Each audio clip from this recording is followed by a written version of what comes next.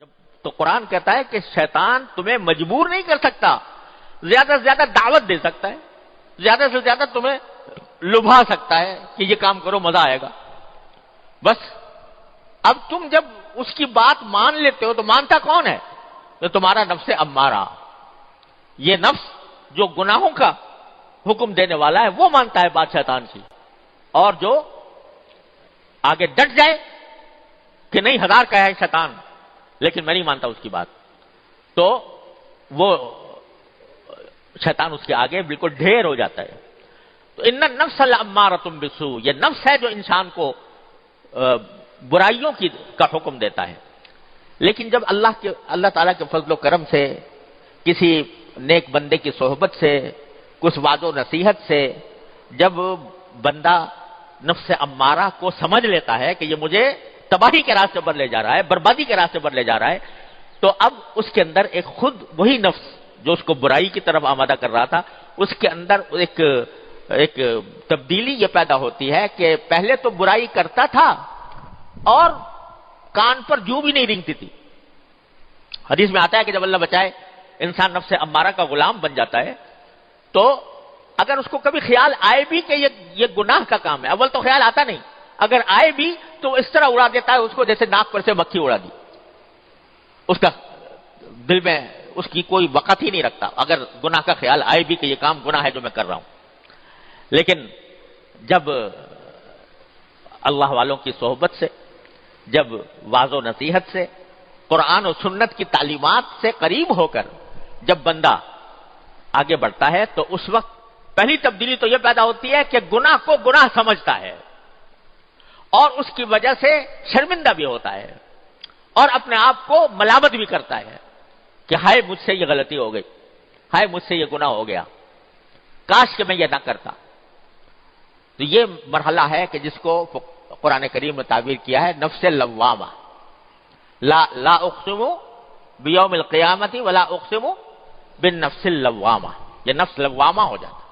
لوامہ کے معنی کیا ہے؟ ملامت کرنے والا آدمی پھر استغفار کی طرف مائل ہوتا ہے کہ ہائے مجھ سے ہو تو گیا لیکن اے اللہ مجھ سے غلطی ہو گئی، میں بڑا گنہگار ہوں، میں اقراری مجرم بن کر آپ کے سامنے حاضر ہوں، اے اللہ اپنے رحمت سے مجھے معاف کر دے کہ مجھ سے یہ گناہ ہو گیا، آئندہ کے لیے توبہ کرتا ہوں، آئندہ نہیں کروں گا۔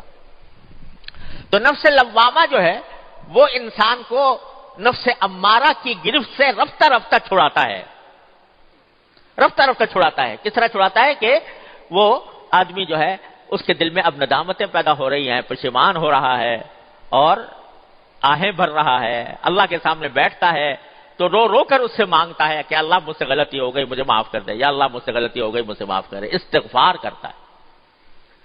استغفار کرنے والا سمجھ لو کہ الحمدللہ نفس امارہ کی سلطنت سے نکل آیا، اب وہ اس کے دل میں ملامتیں پیدا ہونی شروع ہو گئی ہیں، اب اس کے دل میں ندامتیں پیدا ہونی شروع ہو گئی ہیں، اور جتنا ندامت کرتا جائے گا اتنا ہی اللہ تبارک و تعالیٰ کے قریب ہوتا جائے گا، جتنا استغفار کرتا جائے گا اتنا ہی اللہ تعالیٰ کے قریب ہوتا جائے گا۔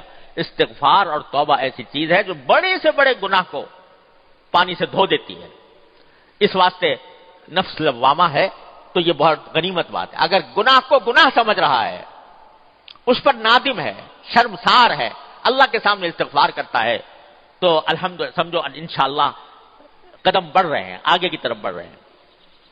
یہ نفس اب لوامہ ہو چکا ہے۔ اللہ بچائے بری بلا یہ ہے کہ چوری اور سینہ زوری، کہ آدمی گناہ کرے اور اس گناہ کو صحیح سمجھے، کوئی دوسرا اگر ٹوکے بھی تو کہے گی تم دقیانوسی باتیں کر رہے ہو، تم پرانی باتیں کر رہے ہو، اب تو زمانہ بدل گیا، اب کے حالات بدل گئے، اب وہ تم ہمیں 1400 سال پہلے کے زمانے کی طرف لے جانا چاہتے ہو، بحثیں کرتا ہے۔ یہ ہے نفس امارہ۔ لیکن کوئی کہتا ہے بھئی ہاں واقعتاً کوئی کسی نے گناہ کی طرف توجہ دلائی، بھئی واقعتاً ہے تو وہی میں مبتلا ہو گیا اس گناہ کے اندر، لیکن اقرار کرتا ہوں کہ یہ گناہ ہے، ندامت کا اظہار کرتا ہوں کہ یہ گناہ ہے، اللہ سے مانگتا ہوں کہ اللہ مجھے میری مغفرت فرما دے، تو اب یہ نفس لوامہ بن گیا۔ نفس لوامہ جو ہے پہلے تو ملامت پیدا کرتا ہے، گناہ تو ہوا مگر ساتھ ہی دل میں ملامت بھی ہوئی، پہلے تو ملامت پیدا کرتا ہے۔ یہ ملامت انسان کو مجاہدے پر آمادہ کرتی ہے بعد میں. نفس لوامہ صحیح معنی میں وہ ہے کہ جو انسان کو پھر آمادہ کرتی ہے اس بات پر کہ آئندہ نہ کروں، اور وہ اس کے لیے مشقت مجاہدہ کرتا ہے. مشقت دل تو چاہ رہا ہے لیکن آدمی اپنے آپ سے کہتا ہے کہ دیکھو کتنی مرتبہ مجھ سے یہ غلطی ہوئی ہے اور میرے دل نے مجھے ملامت بھی کی ہے، میں نادم بھی ہوا ہوں، میں نے استغفار بھی کیا ہے، لیکن پھر بھی میں جا رہا ہوں. آخر کوئی حد تو ہوگی اس کی، آخر کوئی انتہا تو ہوگی.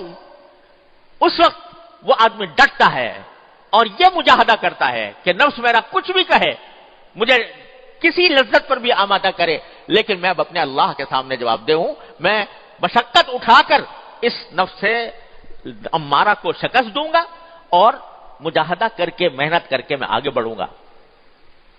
تو جب یہ مرحلہ آ جاتا ہے تو جاہدوا فی سبیلہ، اللہ کے راستے میں جہاد شروع ہو گیا، اللہ کے راستے میں مجاہدہ شروع ہو گیا، اور انسان جو ہے وہ اس پر ڈٹ گیا، کچھ ہو جائے مگر اللہ کے ساتھ اللہ کی نافرمانی نہیں کروں گا، یہ دل میں اس کے داعیہ پیدا ہوتا ہے.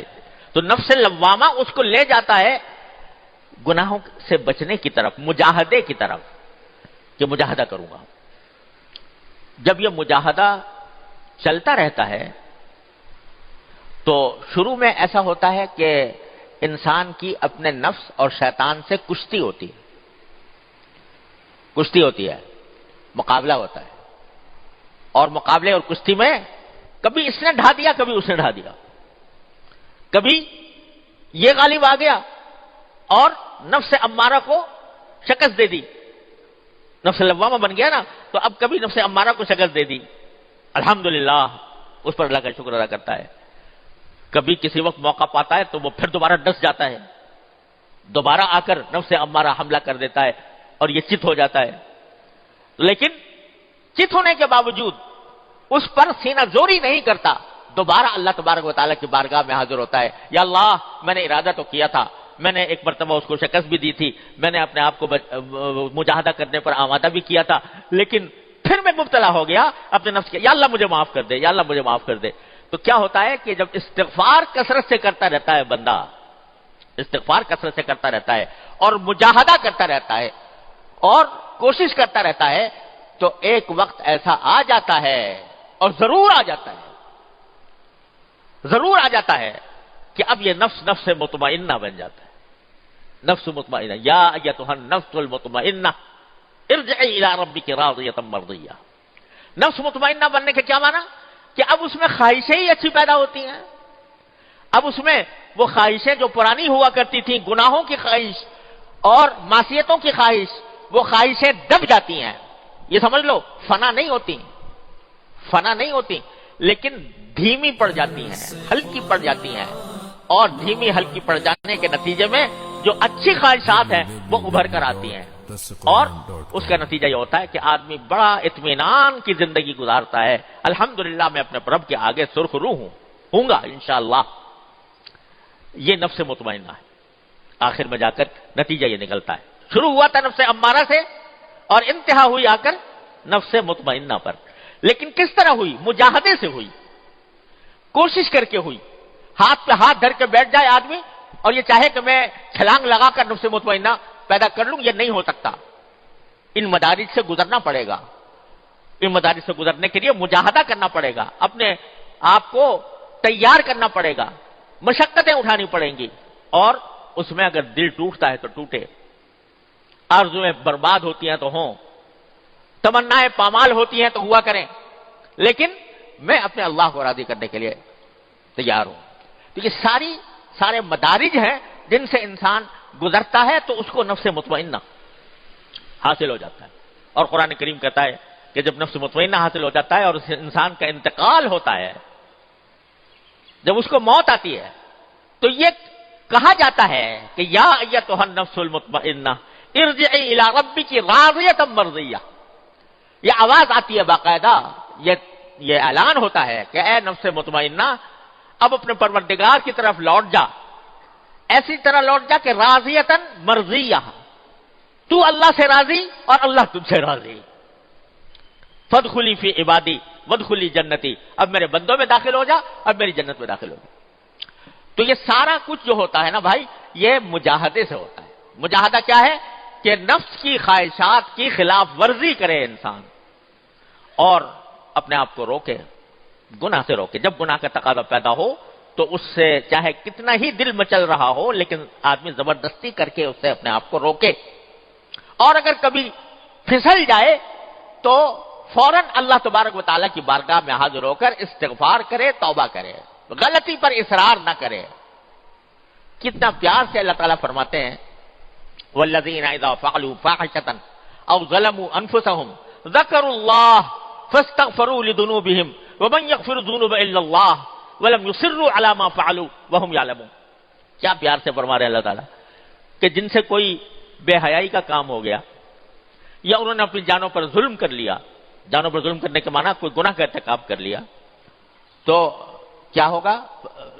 فاحشة او ظلموا انفسهم ذکروا اللہ، اس وقت بھی وہ اللہ کو ذکر کرتے، اللہ کو یاد کرتے ہیں. فاستغفروا لذنوبهم، اپنے گناہوں کی معافی مانگتے ہیں.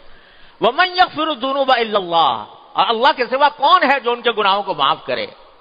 ولم یصروا علی ما فعلوا، اور جو کچھ گناہ کر بیٹھے تھے اس کے اوپر اصرار نہیں کرتے جان بوجھ کر. تو ان کو اللہ تعالیٰ نے تعریف کے پیرائے میں بیان فرمایا ایسے لوگوں کو کہ جن سے گناہ سرزد ہو اور وہ استغفار کی طرف متوجہ ہوں، توبہ کی طرف متوجہ ہوں، اور پھر اللہ تبارک و تعالیٰ کی بارگاہ میں حاضر ہو کر اپنی گناہوں کی معافی مانگے. جتنا جتنا اللہ کے سامنے بندہ نادم ہوگا، شرمسار ہوگا، اتنا ہی انشاءاللہ اس کو توفیق ہوگی، مجاہدے کی توفیق ہوگی. اور مجاہدے کی توفیق ہوگی تو انشاءاللہ نفس مطمئنہ کی طرف قدم بڑھتے جائیں گے. یہ جو ہے نا استغفار، اس کو معمولی بات نہ سمجھو، اور اپنے گناہوں پر حسرت اور ندامت اس کو معمولی بات نہ سمجھو. یہ جو ہے یہ انسان کو بالآخر انشاءاللہ نفس مطمئنہ تک پہنچائے گی، ضرور پہنچائے گی. ہمارے بزرگ تھے حضرت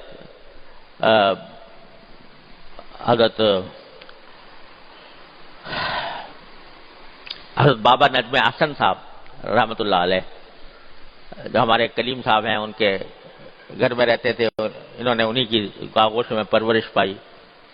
تو اللہ تبارک و تعالیٰ نے ان کو حضرت حکیم الامت قدس اللہ تعالیٰ سرہ کی صحبت عطا فرمائی تھی، اور ان کے خلیفہ بھی تھے. بظاہر تو جدید تعلیم یافتہ تھے، کوئی باقاعدہ درس نظامی پڑھے ہوئے نہیں تھے، لیکن اللہ تعالیٰ نے حضرت حکیم الامت کی صحبت نصیب فرمائی تو اللہ تعالیٰ نے ان کو خلافت بھی عطا فرمائی. شاعر بھی بہت اچھے تھے. ان کا ایک شعر مجھے بہت ہی یاد آتا ہے اور بڑا اچھا لگتا ہے. وہ فرماتے ہیں کہ دولتیں مل گئی ہے آہوں کی، دولتیں مل گئی ہے آہوں کی، ایسی تیسی میرے گناہوں کی. یعنی جب یہ آہوں کی دولت مل جائے کہ آدمی اللہ کے سامنے آہیں بھرے، یا اللہ میں مبتلا ہو گیا ہوں، آہیں بھرے، تو اس آہیں بھرنے کے نتیجے میں کیا ہوتا ہے کہ وہ گناہوں کی جو ظلمت ہے اس کو اللہ تعالیٰ رفتہ رفتہ کر کے دور کر دیں گے. تو دولتیں مل گئی ہے آہوں کی، ایسی تیسی میرے گناہوں کی. یعنی اب گناہ جو ہے میرا کچھ بگاڑ نہیں سکتا، کیونکہ مجھے استغفار کی دولت مل گئی، توبہ کی دولت مل گئی اللہ تبارک و تعالیٰ کے بارگاہ میں. تو اس کو معمولی نہ سمجھو. جب کبھی کوئی غلطی ہو جائے تو اس غلطی کو صحیح کرنے کے لیے کوئی تعویلیں نہ کرو. یہ نہ کہو کہ بھائی ہم تو ایسے ہی ماحول میں پیدا ہوئے ہیں، یہاں پر چاروں طرف گناہوں کی ظلمت پھیلی ہوئی ہے، تو کیا کریں، ہم تو دنیا جس طرف جا رہی ہے ساری دنیا اسی طرف جا رہی ہے، چلو میں بھی جا رہا ہوں تو کیا ہے. ارے بھائی ساری دنیا جہنم کی طرف جا رہی ہے تو تم بھی وہ جہنم کی طرف چل پڑو. یہ جو باتیں ہیں اس کے بجائے دل میں ندامت پیدا کر کے اللہ تعالیٰ کی بارگاہ میں استغفار کرتے رہو. لیکن یہ سب کیسے ہوگا؟ یہ ہوگا مجاہدے سے، مشقت اٹھانے سے. دل نہیں چاہ رہا کسی کام کو مگر کر زبردستی کرنی ہے، دل نہیں چاہ رہا کسی گناہ سے بچنے کو مگر دل کو آمادہ کرنا ہے کہ گناہ سے بچے. یہ زبردستی کرنی پڑتی ہے اپنے نفس کے اوپر.